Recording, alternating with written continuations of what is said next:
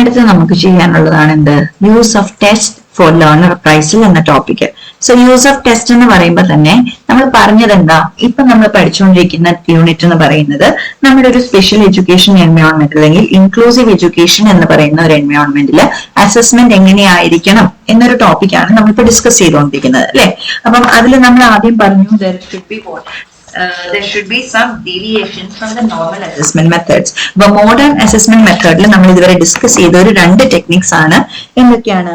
Differential അസസ്മെന്റും അതേപോലെ തന്നെ culturally responsive ആയിട്ടുള്ള അസസ്മെന്റും. ഇത് രണ്ടും നമ്മൾ ഡീറ്റെയിൽ ആയിട്ട് തന്നെ കണ്ടു. ഇനി അടുത്ത നമ്മൾ പറയാൻ പോകുന്നത് use of test for learner appraisal. അപ്പൊ നമ്മൾ ഇതുവരെ കണ്ടത് എന്താണ്? നമ്മൾ അസസ്മെന്റ് ചെയ്യുന്ന എങ്ങനെയാ? ടെസ്റ്റുകൾ ത്രൂ ആണ് അല്ലെ. അപ്പം ഈ ടെസ്റ്റുകൾ യൂസ് ചെയ്ത് നമുക്ക് കുട്ടികളെ വിലയിരുത്താൻ എങ്ങനെ സാധിക്കും, അല്ലെങ്കിൽ ആ ടെസ്റ്റുകൾ എങ്ങനെയായിരിക്കണം, ഏതൊക്കെ ടെസ്റ്റുകൾ യൂസ് ചെയ്യണം എന്നുള്ള കാര്യങ്ങളാണ് നമ്മൾ ഇവിടെ പഠിക്കാൻ പോകുന്നത്. അപ്പം അവിടെയും നമ്മൾ ആലോചിക്കേണ്ടത് എന്താണ്? ഒരു ഇൻക്ലൂസീവ് സ്കൂളിന്റെ ഒരു പശ്ചാത്തലത്തിലായിരിക്കണം നമ്മൾ ഇത് എക്സ്പ്ലെയിൻ ചെയ്യുന്നത്.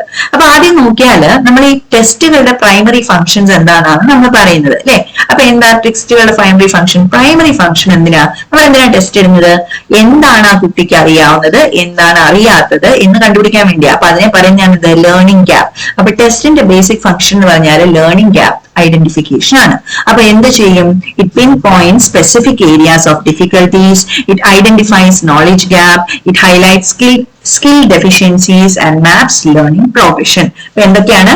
ഒന്ന്, സ്പെസിഫിക് ഏരിയാസ്, ഏത് ഏരിയയിലോ ഡിഫിക്കൽട്ടി ഉള്ളത് അത് നമുക്ക് എന്ത് ചെയ്തു തരും? കറക്റ്റ് ആയിട്ട് പറഞ്ഞു തരും അല്ലെ. ഈ ടോപ്പിക് അറിയില്ല അല്ലെങ്കിൽ ഈ ടോപ്പിക്ക് ക്ലിയർ അല്ല എന്ന് നമുക്ക് എവിടെയാ മനസ്സിലാവുക? ടെസ്റ്റിൽ അതിന് ആൻസർ ചെയ്യാൻ പറ്റാത്തപ്പം.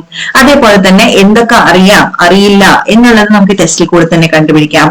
പിന്നെ ഏത് സ്കില്ലിലാണ് നമ്മൾ ഇച്ചിരി പുറകോട്ട് നിൽക്കുന്നത്, ഇപ്പം റൈറ്റിംഗ് അത്ര പോരാ, പ്രസന്റേഷൻ പോരാ എന്ന രീതിയിൽ നമുക്ക് ഐഡന്റിഫൈ ചെയ്യാം. പിന്നെ എന്താണ്? ഈ ടെസ്റ്റുകൾ, പല ടെസ്റ്റുകളുടെ റിസൾട്ടിൽ നിന്ന് നമുക്ക് എന്ത് ഐഡന്റിഫൈ ചെയ്യാം? ലേണിംഗിന്റെ ഒരു പ്രോഗ്രഷനും ഐഡന്റിഫൈ ചെയ്യാം. ഓക്കെ, ഇനി ടെസ്റ്റുകളുടെ സെക്കൻഡ് ഫംഗ്ഷൻ എന്താണ്? ഫസ്റ്റ് എന്താണ്? ലേണിംഗ് ഗ്യാപ്പ് ഐഡന്റിഫിക്കേഷൻ ആണ്. രണ്ടാമത്തെ ഫംഗ്ഷൻ എന്താ? Promotion of learning. Promotion of learning എന്ന് പറഞ്ഞാൽ എന്താ? ഈ ടെസ്റ്റുകളിലൂടെ എന്താ നമ്മൾ പ്രൊമോട്ട് ചെയ്യുന്നത്? ലേണിംഗ് ആക്ടിവിറ്റിയാണ് നമ്മൾ പ്രൊമോട്ട് ചെയ്യുന്നത് അല്ലെ. അപ്പൊ എന്താണ്? കുട്ടികൾക്ക് തന്നെ പഠിക്കാൻ, അതായത് നല്ല മാർക്ക് കിട്ടണം, എനിക്ക് പഠിക്കണം എന്നുള്ളൊരു ഇത് വരുന്നത് എവിടുന്ന? ടെസ്റ്റ് ഉണ്ടപ്പോഴല്ലേ കുട്ടികൾ പഠിക്കുന്നത് അല്ലെ. പിന്നെ എന്താണ്? ടെസ്റ്റിന് വേണ്ടി നമ്മൾ പഠിക്കുമ്പോൾ ടെസ്റ്റ് എഴുതുന്നവരെ ഓർക്കണം അല്ലെ. അപ്പം ഇൻഫർമേഷൻ റീടെൻഷനും എന്ത് നല്ലതാണ്? ടെസ്റ്റുകൾ നല്ലതാണ്. പിന്നെ എന്താണ്? മെമ്മറി റീകോൾ എല്ലാം ഇംപ്രൂവ് ചെയ്യും. അതേപോലെ എന്താണ്? Knowledge transfer. നോളജ് ട്രാൻസ്ഫർ എന്ന് പറഞ്ഞാൽ എന്താണ്? നമ്മൾ പഠിച്ചത് നമുക്ക് എഴുതാൻ പറ്റുക, പറഞ്ഞു പിടിപ്പിക്കാൻ പറ്റുക, ചെയ്യാൻ പറ്റുക, വേറൊരാൾക്ക് പറഞ്ഞു കൊടുക്കാൻ പറ്റുക.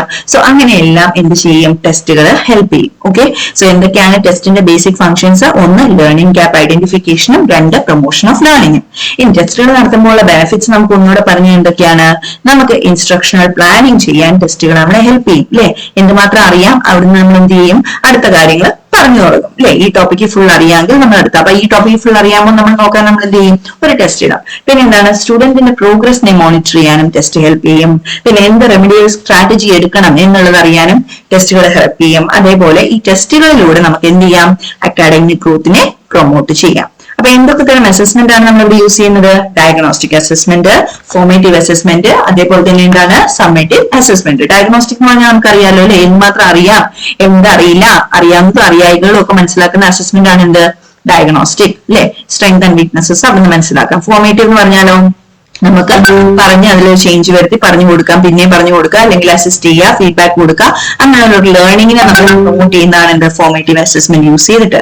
സമ്മേറ്റീവ് എന്ന് പറയുന്നതോ, അതായത് ലേണിംഗ് കഴിഞ്ഞിട്ട് പഠിച്ചോ പഠിച്ചില്ലേ എന്നറിയാൻ വേണ്ടിയിട്ട് നമ്മൾ വരുന്ന ടെസ്റ്റിനെയാണ് നമ്മൾ പറയുന്നത് സമ്മേറ്റീവ് അസസ്മെന്റ് അല്ലെങ്കിൽ അച്ചീവ്മെന്റ് ടെസ്റ്റ് എന്ന് പറയുന്നത്. ഓക്കെ, സോ ഇങ്ങനെയൊക്കെ പല രീതിയിൽ നമുക്ക് എന്ത് ചെയ്യാം? ലേണറിന്റെ അപ്രൈസലിന് വേണ്ടിയിട്ട് ടെസ്റ്റുകൾ കണ്ടക്ട് ചെയ്യാം.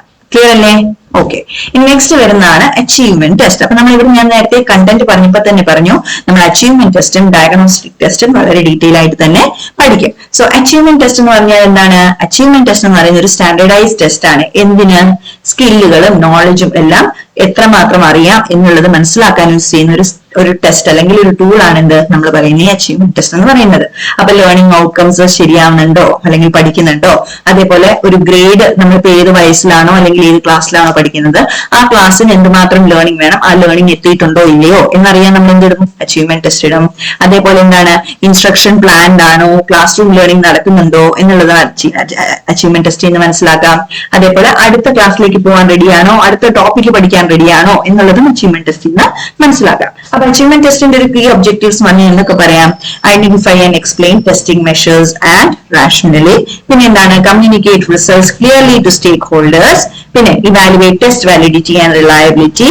പിന്നെ select appropriate test items, administer test protocols properly and consistently. അപ്പൊ ഇതൊക്കെ എന്താണ്, അച്ചീവ്മെന്റ് ടെസ്റ്റിന്റെ പല ക്യാരക്ടറിസ്റ്റിക്സോ അല്ലെങ്കിൽ ഒബ്ജക്റ്റീവ്സോ ഒക്കെ നമുക്ക് പറയാം. അപ്പൊ എന്താണ്, ആദ്യം നമ്മൾ എന്ത് ചെയ്യണം, ടെസ്റ്റിംഗ് മെഷേഴ്സ് എന്താണ് നമ്മൾ ടെസ്റ്റ് ചെയ്യാൻ ഉദ്ദേശിക്കുന്നത്, അതേപോലെ എങ്ങനെയാണ് ടെസ്റ്റ് ചെയ്യാൻ മെഷർ ചെയ്ത് ഉദ്ദേശിക്കുന്നത് എന്നൊക്കെ പറഞ്ഞു കഴിഞ്ഞാൽ, പിന്നെ എന്താണ് ഈ ടെസ്റ്റിന്റെ ഒബ്ജക്റ്റീവ്സ് എന്തെല്ലാം വരും, നമ്മുടെ പേരന്റ്സിനോ അഡ്മിനിസ്ട്രേറ്റേഴ്സിനോ അല്ലെങ്കിൽ ഇപ്പൊ കുട്ടിക്ക് തന്നെയാണെങ്കിലും എന്താണ് ക്ലിയർലി നമുക്ക് പറഞ്ഞു കൊടുക്കാൻ പറ്റും where he or she stands എന്നുള്ളത്. പിന്നെ എന്താണ് ടെസ്റ്റിന്റെ വാലിഡിറ്റിയും റിലയബിലിറ്റിയും അനുസരിച്ച് നമുക്ക് കുട്ടിയെ തന്നെ എന്ത് ചെയ്യാം, നമുക്ക് അസസ് ചെയ്യാൻ പറ്റും. പിന്നെ അതേപോലെ നമുക്ക് അപ്രോപ്രിയേറ്റ് ആയിട്ടുള്ള ടെസ്റ്റ് ഐറ്റംസ് ചൂസ് ചെയ്യാം, അതേപോലെ അതിനെ പ്രോപ്പർ ആയിട്ട് നമുക്ക് കണ്ടക്ട് ചെയ്യാം.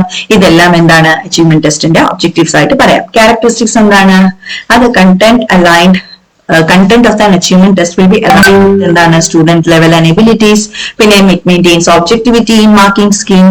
പിന്നെ എന്താണ് possesses discriminating power and has a predetermined purpose and time limits.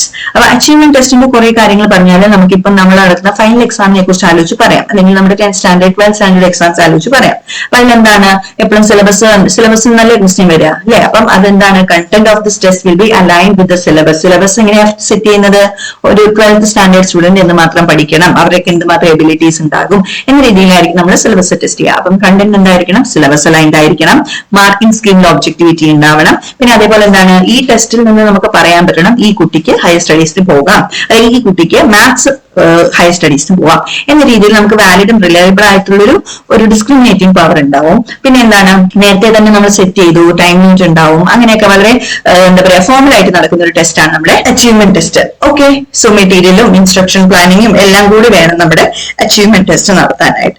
Clear അല്ലേ? അപ്പൊ ഈ അച്ചീവ്മെന്റ് ടെസ്റ്റിന് നമുക്ക് എന്തുണ്ട്, ഫംഗ്ഷൻസും ഉണ്ട്. എന്തൊക്കെ അച്ചീവ്മെന്റ് ടെസ്റ്റിന് ഫംഗ്ഷൻസ്? ഇപ്പൊ നമ്മൾ പറഞ്ഞ ക്യാരക്ടറിസ്റ്റിക്സ് അല്ലേ. അപ്പൊ അച്ചീവ്മെന്റ് ടെസ്റ്റ് എന്തൊക്കെ ചെയ്യും? It evaluates teaching learning process efficiency. അതായത് പ്രോപ്പർ ആയിട്ട് മിസ് പഠിപ്പിച്ചോ നമ്മൾ പഠിച്ചോ രണ്ടും അവിടുന്ന് കിട്ടും അല്ലെ. ടീച്ചിങ് ലേണിംഗ് എഫിഷ്യൻസി അവിടുന്ന് അറിയാം. പിന്നെ എന്താണ്, സ്റ്റുഡന്റ് ലേണിംഗിനെ മോട്ടിവേറ്റ് ചെയ്യും. പിന്നെ എന്താണ്, ഗ്രേഡ് പ്രൊമോഷൻസ്. അതായത് ഇപ്പൊ 5th നിന്ന് 6th പോകണമെങ്കിൽ നമ്മൾ എന്ത് ചെയ്യണം, 5th ആനുവൽ എക്സാം പാസ് ആവണം അല്ലെ. അപ്പൊ ഗ്രേഡ് പ്രൊമോഷൻ അവിടുന്ന് കിട്ടും. പിന്നെ എന്താണ്, assist in student placement four specific areas. അതായത് ഒരു പെർട്ടിക്കുലർ ബ്രാഞ്ചിലേക്ക് പോകുക അല്ലെങ്കിൽ ഒരു പെർട്ടിക്കുലർ ഫീൽഡ് ഓഫ് സ്റ്റഡീസിലേക്ക് പോകണമെങ്കിൽ അവിടുത്തെ അച്ചീവ്മെന്റ് ടെസ്റ്റ് നമ്മൾ ക്ലിയർ ചെയ്യണം. പിന്നെ എന്താണ്, ഗൈഡ്സ് ഇൻസ്ട്രക്ഷണൽ ഇംപ്രൂവ്മെന്റ്. ഇപ്പൊ നമുക്ക് ഫീഡ്ബാക്കും കാര്യങ്ങളും ഒക്കെ കിട്ടുകയാണെങ്കിൽ നമുക്ക് എന്ത് ചെയ്യും, കുറച്ചുകൂടെ നന്നായിട്ട് നമുക്ക് ആസ് എ സ്റ്റുഡന്റ് നമുക്ക് പ്രിപ്പയർ ചെയ്യാം, ആസ് എ ടീച്ചർ നമുക്ക് എന്ത് ചെയ്യാം, സ്റ്റുഡന്റിനെ ഹെൽപ്പ് ചെയ്യാം. രണ്ടുമുണ്ട്. പിന്നെ എന്താണ്, മെഷേഴ്സ് എഡ്യൂക്കേഷണൽ ഔട്ട്കംസ് സിസ്റ്റമാറ്റിക്കലി. ഇപ്പൊ സിസ്റ്റമാറ്റിക് ആയിട്ട് എഡ്യൂക്കേഷണൽ ഔട്ട്കംസ് മെഷർ ചെയ്യാനും അച്ചീവ്മെന്റ് ടെസ്റ്റ് ഉപകരിക്കും. Okay, so these are the functions of the achievement test. In the next one of the important topic, what is it? Construction of an achievement test.